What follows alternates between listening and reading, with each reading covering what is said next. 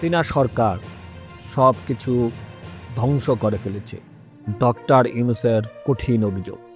বাংলাদেশের ভবিষ্যৎ কি? প্রধান উপদেষ্টা ডক্টর ইউনূসের মুখ থেকে বেরিয়ে এসেছে বড় অভিযোগ। শেখ হাসিনার সরকার বাংলাদেশের সব কিছু ধ্বংস করে ফেলেছে। এক সাক্ষাৎকারে তিনি দেশের শাসন ব্যবস্থা, অর্থনীতি এবং বিচার ব্যবস্থার উপর ব্যাপক সংস্কারের কথা বললেন। তিনি বলেছেন, নতুন বাংলাদেশ গড়তে আরও সময় লাগবে এবং নির্বাচনের তারিখ নির্ধারণ হবে এই সংস্কার প্রক্রিয়ার সফলতার উপর। চলুন জানি এই গুরুত্বপূর্ণ সাক্ষাৎকারের বিশদ। প্রধান উপদেষ্টা ডক্টর ইউনূস বলেছেন, শেখ হাসিনা সরকার সব কিছু ধ্বংস করে ফেলেছে।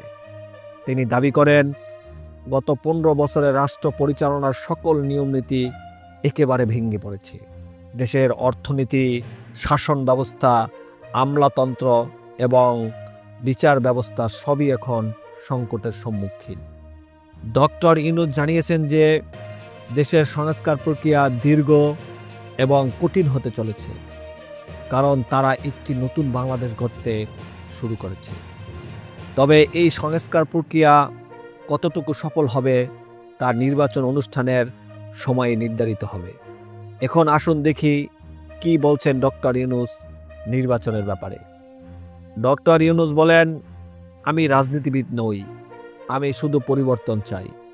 যারা দুর্নীতিমুক্ত এবং নীতির প্রতি অটল তাদেরই নির্বাচনে অংশ নেওয়া উচিত।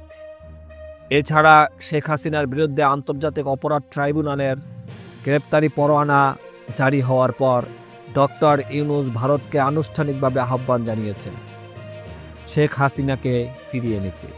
তিনি বলেন, শেখ হাসিনার বিচার সম্পন্ন হলে তাকে ফিরিয়ে দিতে ভারতকে আইনগতভাবে বাধ্য করা হবে। এই পরিস্থিতিতে কি ঘটছে বাংলাদেশের রাজনৈতিক প্রেক্ষাপটে? গত আগস্টে ছাত্র জনতার গণঅভ্যুত্থানের পর শেখ হাসিনা দেশ ছেড়ে ভারতে পালিয়ে যান। সেখান থেকে ফিরে আসা নিয়ে ডক্টর ইউনূস বলেন, হাসিনার বিচার শেষ হলে তাকে ফিরিয়ে আনা হবে। সম্প্রতি সংখ্যালঘু ইস্যুতে ভারতের উদ্বেগের বিষয়ে ডক্টর ইউনূস বলেন, ভারত সরকারের উদ্বেগের অধিকাংশই গুজব, তার কোনো ভিত্তি নেই। আমরা ভারতকে ভুল তথ্য নিরসনে কার্যকর পদক্ষেপ নিতে বলেছি। শেষে বাংলাদেশের রাজনৈতিক পরিস্থিতি কী দিকে যাচ্ছে? এখনও দেশের ভবিষ্যৎ নিয়ে সন্দেহ রয়ে গেছে। তবে ডক্টর ইউনূস বিশ্বাস করেন, বাংলাদেশে একটি নতুন পথ তৈরি হচ্ছে, যা জনগণের জন্য ভালো ফল বয়ে আনবে। আপনি কি মনে করেন, ডক্টর ইউনূসের অভিযোগ কি সঠিক, নাকি এটা শুধু রাজনৈতিক বক্তব্য? মন্তব্যে জানান এবং আমাদের চ্যানেলটি সাবস্ক্রাইব করুন।